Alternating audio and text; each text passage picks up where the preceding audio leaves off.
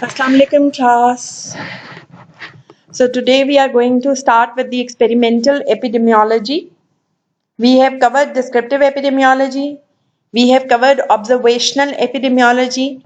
And now we are moving towards the highest refined form of the epidemiology, which is known as experimental epidemiology. As the name is suggestive, the researcher does experiment and then he concludes the observation. This is known as experimental epidemiology. Going towards the crux of the epidemiological study designs have basically divided into observational studies and experimental studies. Observational studies are those in which the researcher only observes. He does not do any experiment. He does not intervene with the risk factors which can ultimately affect the outcome of interest. But in experimental studies or interventional studies, the researcher does some experiment which will ultimately affect the outcome of interest. So moving towards the observational studies, which we have already covered, these may be population based, they can be individual based. In case of individual based, if they are descriptive, then if we are dealing with only a single case, it is known as case report.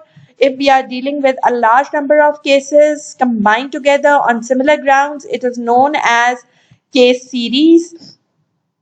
And if it is population based and descriptive, then we are conducting the cross-sectional surveys or the prevalence studies. In case of analytical studies where the researcher wants to analyze the hypothesis, this hypothesis is based on the basis of observations made by the cross-sectional surveys. Fine. Now he wants to analyze that whether he wants to accept the hypothesis or he wants to reject the hypothesis. He wants to conduct the analytical studies. Again, in analytical studies, the researcher only does the observations and he does not experiment. So on the basis of analytical studies, these are further subdivided into two categories: case control studies and cohort studies, and these depend upon the time period from the outcome of interest to the risk factors, or from the risk factors to the outcome of interest. If the researcher starts his study from the outcome of interest, it means he wants to compare the cases with the controls, and he want to go retrospectively in time and want to assess that what is the association with the risk factor which was done in the past. But if the researcher wants to conduct a cohort study, it means he wants to move forward in time. He wants to find out a cohort which is susceptible to the population but currently is free from the disease, and then he divides them into two groups, the exposed group and the unexposed group, and then follows over a period of time to assess the outcome of interest. Again, in both type of analytical studies, the researcher does not intervene or does not do any experiment or intervention which can affect the outcome of interest. But once the researcher decides that he will do experiments, he will do some intervention which can affect the outcome of interest, it means he has jumped from the non-experimental epidemiology to experimental epidemiology. In experimental epidemiology, it is further divided into further subcategories: the randomized control trials, non-randomized control trials. They can be field trials, community trials, preventive trials, and we will be discussing them in detail in this lecture today.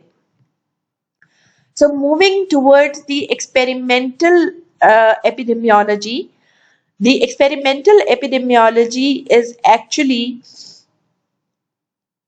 that component of epidemiology in which the researcher intervenes and he does experiments through which the outcome of interest is changed.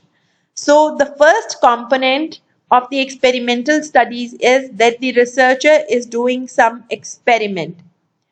The other component is that the researcher is doing this experiment on a single group, or he has decided to conduct it into two groups. If the researcher is conducting it on a single group without any control, then he is conducting therapeutic trial, preventive trial, or any other trial, field trial, etc.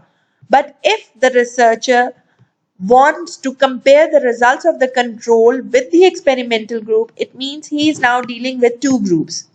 So depending upon the allocation of participant in the two groups, the experimental studies are further subdivided into two types, the randomized control trial and non-randomized control trial. As the name is suggestive, in randomized control trial, there will be experimentation, there will be control group, and the allocation between the experiment and the control group will be through random allocation.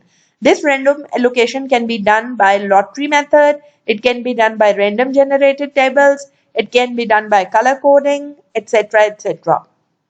But if a researcher says that he will do a study between an experimental group and the control group, but the allocation of participants will not be through randomization, then it is known as non-randomized control trial. Fine. So we will be discussing them today in detail. As I have already mentioned, in experimental studies, if the two important things are that there will be experimentation, number two, there will be two groups. If the two groups assignment is done on the basis of non-randomization, then they can be community trials or field trials, or it may be any other type of experimental studies. But if the randomization is done, then it is known as randomized control trials, and mostly it is done in clinical settings. So what do we do in experimental studies? In experimental studies, there are two groups. Number one is the control group, and number two is the group in which the experimentation is done.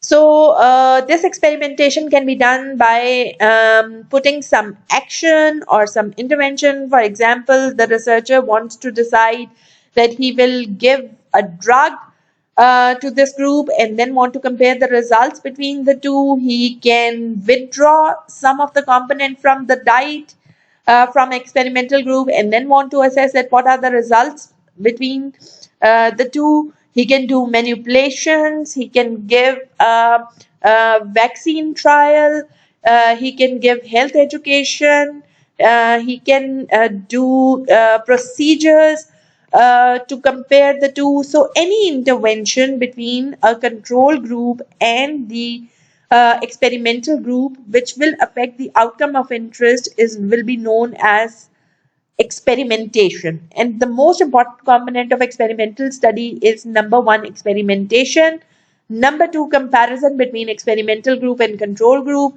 and number three, there should be random allocation to reduce the bias of the researcher between the two groups. So in clinical trials, basically what do we do? That we want to find out the scientific proof of etiology, and we want to find out the measurement of the efficiency and effectiveness. Fine. So we want to see that whether the two groups which are compared, they will give us a scientific proof of etiology. For example, in this experimental study, let's suppose a researcher wants to assess the association between smoking and lung cancer. Now the researcher will introduce the smoking habit into the experimental group, and he will ask the control group not to smoke, and then will follow over a period of time that how many of them will develop lung cancer. Now the smoking has been introduced by the researcher because the researcher wants to find out the scientific proof of association between smoking and lung cancer. Number two, the researcher wants to find out the measure of effectiveness of two drugs. For example, an experimental group, a group is given a drug A and the control group is given a drug 2, and then they are compared that which drug is more effective in treating a certain disease. Or we can say that a researcher wants to find out that which contraceptive method is more effective, and he makes multiple groups and introduces one type of contraception to one group and the other type of contraception to the other group, another type of contraception to the third group, and then he wants to find out that how many of them have actually reported with accidental pregnancy while using these type of contraception. So the efficiency and effectiveness can be measured. Another example can be that, for example, a researcher wants to compare the two procedures. For example, he wants to compare the open laparoscopic surgery, open laparotomy with the laparoscopic surgery, and he compares the two groups with the cholelithiasis. And then he wants to find out that what is the difference in effectiveness between the two procedures. Find what are the problems when we want to conduct the experimental studies. Number one is the ethics. For example, the ethical guidelines tell us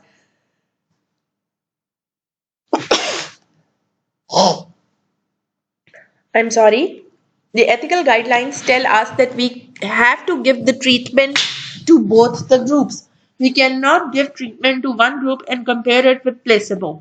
Or we cannot do this that we are giving treatment to one group and the other group is given no treatment. So there are ethical guidelines to be followed while conducting the experimental epidemiology.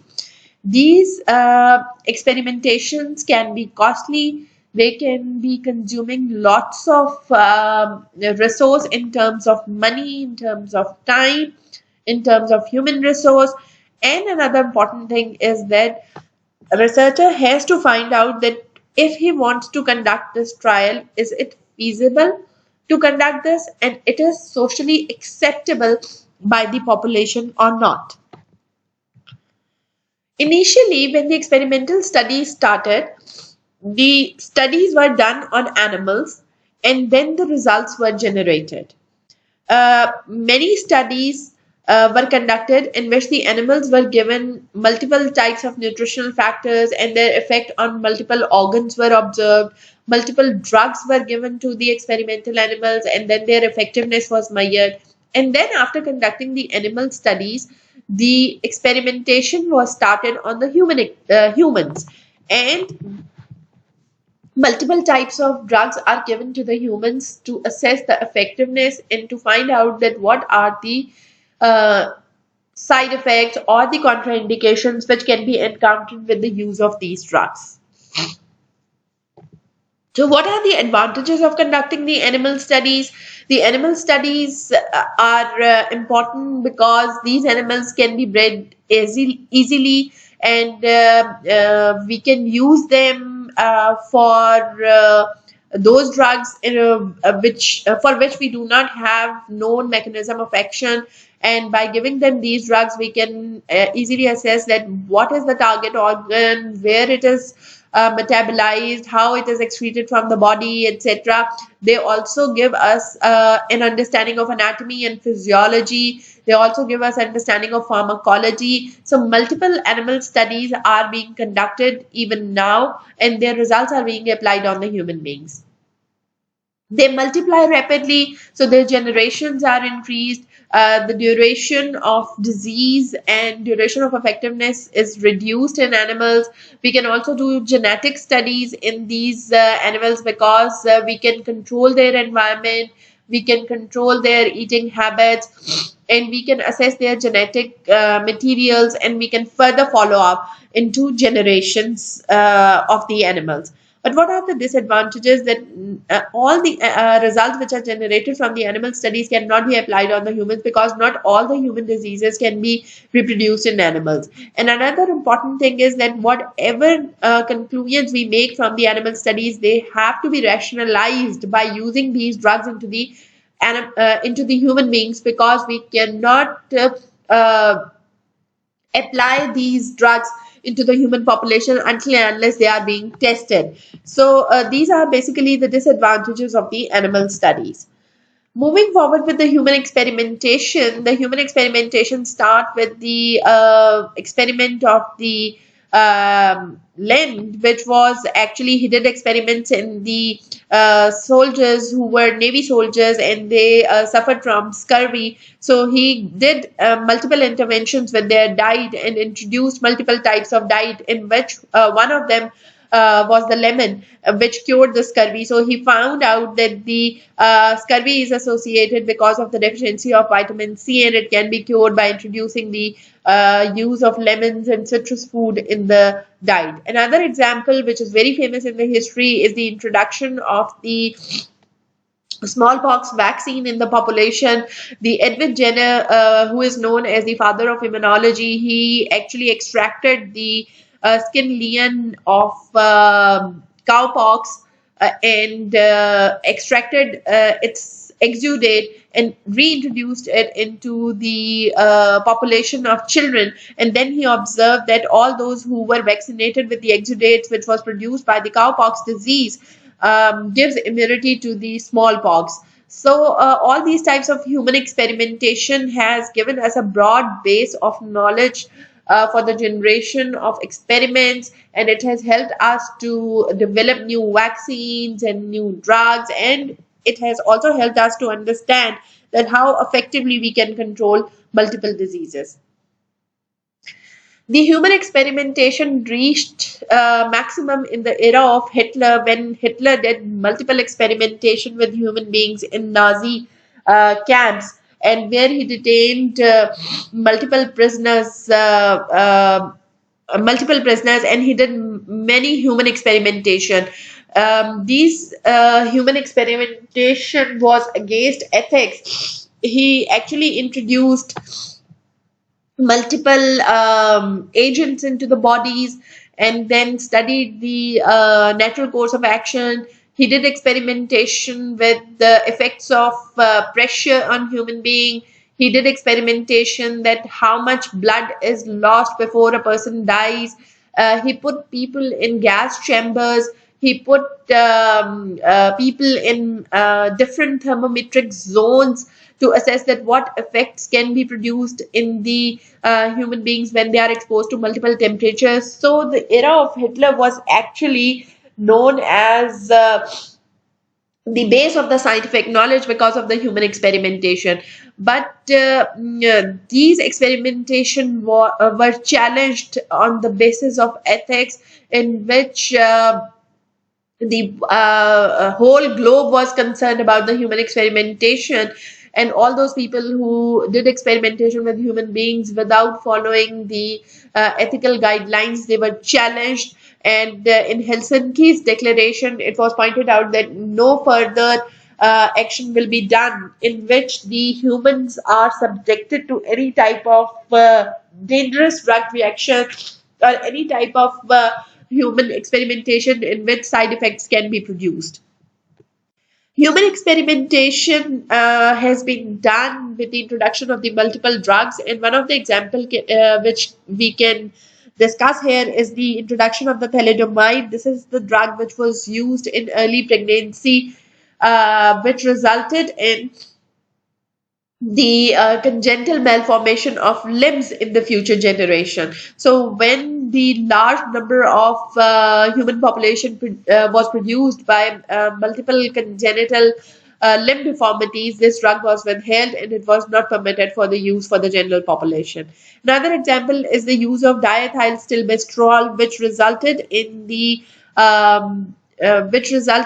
development of the vaginal carcinoma in the offsprings, female offsprings of those ladies who use this drug in the early pregnancy. So again, this human experimentation has produced devastating effects, and again this drug was withheld. And now the Helsinki's declaration, which is done, has given us a guideline that how the human experimentation can be conducted, and if any researcher finds out that there is any side effect which can be produced, this experimentation should be done, should be stopped immediately, and no further action should be taken, and this drug should be withdrawn from the human population. Moving forward, this is just to show you that the randomized controlled trials and the experimental epidemiology makes the apex of the whole pyramid, which makes the content of the epidemiology visible. As you can see that we move from the animal studies to the editorials, and then we go towards the case report and case series. Then the hypotheses are being generated on the basis of cross-sectional surveys. These are accepted or rejected on the basis of case control and cohort studies.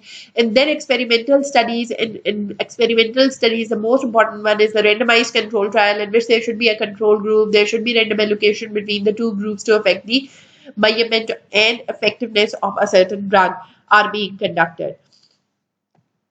So what is the design of a randomized control trial versus non-randomized control trial? This is the study population, and this study population is divided into two groups, the experimental group and the control group. If there are two groups and the population is distributed in the two groups by the process of randomization, it is known as randomized control trial. And if it is done on the basis of the whims and wishes of the researcher, then it is known as non-randomized control trials. For example, if a researcher wants to uh, find out the efficacy of open laparotomy with laparoscopic surgery in case of cholelithiasis, and he wants to assess that what is actually the pain measurement in the population which undergoes the experimental group and the control group. It means he wants to find out the duration of pain in the cases which are operated with open laparotomy, and he wants to see that is there any difference in the pain measurement of those group which has gone under the laparoscopic surgery. And if the researcher divides the population into two groups by the random allocation, this is known as randomized control trial. But if a researcher knows that the open laparotomy is actually a procedure which can be done in poor population, and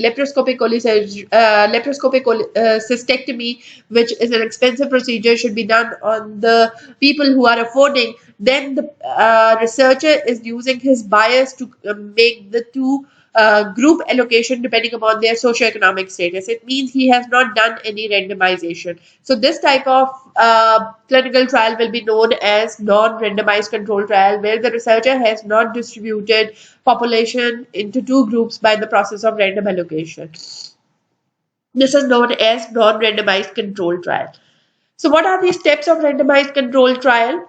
Number one, the researcher develops the protocol, which is the synopsis development. And we all know that in synopsis development, the researcher introduces the research component, and then he goes towards the methodology, in which he tells us about the setting, he tells us about the time frame, he tells us about the study design, he tells us about the inclusion and exclusion criteria, and all the protocol is developed just before starting the randomized control and non-randomized control trials. Then the researcher defines a population which is known as target population, and from this population the researcher draws a sample. Here the researcher should be very vigilant that the sample he draws from the target population should be representative enough, it should be large enough, and it should contain all the characteristics which the target population has. And now the sample population, which is known as the experimental population or study population, this is divided into two groups. But once the sample is being selected, now the researcher should know that what people should be excluded from this study. He should establish an exclusion criteria, and what people will be included in this study by establishing the inclusion criteria. Once the sample is selected, by elaboration on the exclusion and inclusion criteria, now the sample is divided into two groups by the process of randomization, the experimental group and the control group. Intervention is done at this level, and then these two groups are followed up for a period of time and comparisons are done. So basically the steps of randomized control trials are same as we are conducting the studies in our populations, and you have undergone the process of developing the protocol. So now the researcher has divided the population into two groups by random allocation into group 1 and group 2, and now he wants to give this treatment A to this group and treatment B to this group. And if this is done on the basis of randomization, this is known as randomized control trial. Over a period of time, he will see that how this treatment has affected the incidence of disease in this group and in this group, and will measure the efficacy of both the drugs. So again, the 2 by 2 table will be formed on the basis of four columns and four rows, in which the treatment group will be compared with the control group, and the treatment group will show how much people have improved and how many of them have not improved, and for the current treatment, how many of them have improved and how many of them have not improved. And again, the 2 by 2 table is made, and the efficacy is measured in terms of effectiveness of the drug, in terms of decreasing incidence of the disease, or by improving of sign and symptoms of disease. This is just to show you how the random tables are generated and how they are used. The researcher allocates a point, and then he goes in the forward direction or in the backward direction to allocate the group people into different samples, and or he can go diagonally to assess that how these peoples will be allocated in the control group or in the experimental group. For example, if he says that there are 1,000 people, and he wants to divide them into different groups, and he has 600 males and 400 females. Now he has to make group which should be stratified on the basis of gender, and they should be stratified on the basis of age to make them comparable. As we all know that both the groups should be comparable. So what can be done, that this stratification can be done on the basis of gender. This can be done on the basis of age. So now the after stratification, randomization will be done. So each group will contain old and young people, male and female people. And the control group again will have the old and young people and male and female. So they both the groups will be made comparable to each other by the process of stratification. So, how the bias of the researcher can affect the experimental trials? There can be selection bias that, for example, the researcher selects people who can affect the outcome of interest. For example, as I have already mentioned, the researcher has selected a richer population and a population from the poor socioeconomic group, and he wants to conduct the experiment with open laparotomy and laparoscopic cholecystectomy, and then he wants to find out that which group is showing more improvement. So this is known as the selection bias, and this selection bias can be controlled by the process of randomization. If the researcher will do random allocation between the two groups, the sampling bias or selection bias will be finished. Or he can do matching between the control group and the experimental group. As I have already shown you, in the matching group, the stratas are formed, and equal people in both the groups of the same gender, of the same age group, are selected. So this is the process to finish the selection bias, in which the researcher can do randomization, he can do matching, he can do stratified sampling. Another type of bias can be that the subject gives a wrong interpretation. For example, he says that I'm taking the drug and my symptoms are improving. So he gives the false interpretation. This can be controlled by the process of blinding, in which the researcher does not tell the group members that whether you are giving you are giving the drug or you are given the placebo. So if the group if the people in the group does not know that whether they are having the intervention or they are having the placebo, they cannot change their interpretation of the signs and symptoms. This process is known as blinding.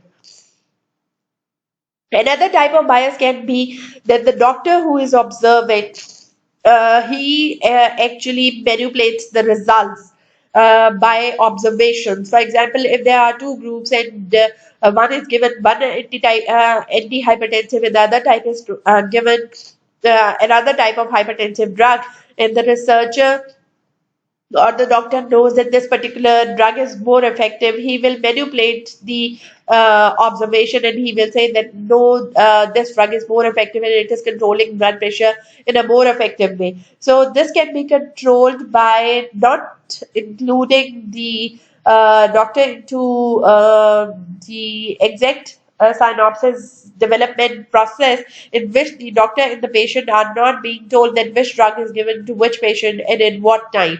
So, if the subject and the observer are blinded, then this process is known as double blinding.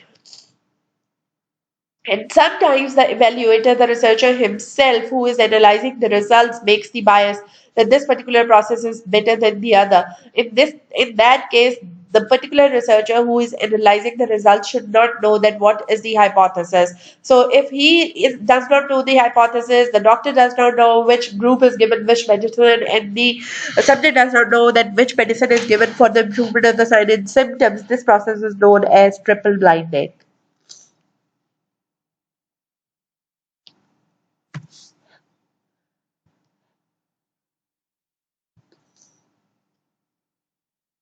Moving forward, there are two types of randomized controlled trials, the parallel or concurrent randomized controlled trial.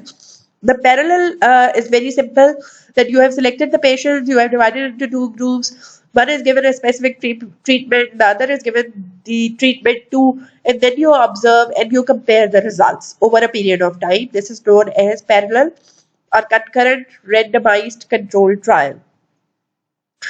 The other type is known as crossover randomized control trial, in which the patients are actually randomly assigned into two groups. One is given treatment A, the other is given treatment B, and you follow them over a certain period of time. And you know that what are the outcomes. Then you give a certain period of time break and you cross over the groups. This treatment drug is given to this group and this treatment drug is now given to this group, and then you follow again them for a certain period of time, and then you compare the results in the exposed and unexposed population. This is known as the crossover randomized controlled trial, because it will give us a true picture and the process of evaluation will become slightly difficult, but it will give us a true depiction of the presentation. This cannot be done in those diseases in which the treatment will cure the disease. So this is the limitation of crossover randomized controlled trial. So we will finish with today's lecture here, and if you have any questions, you can please ask.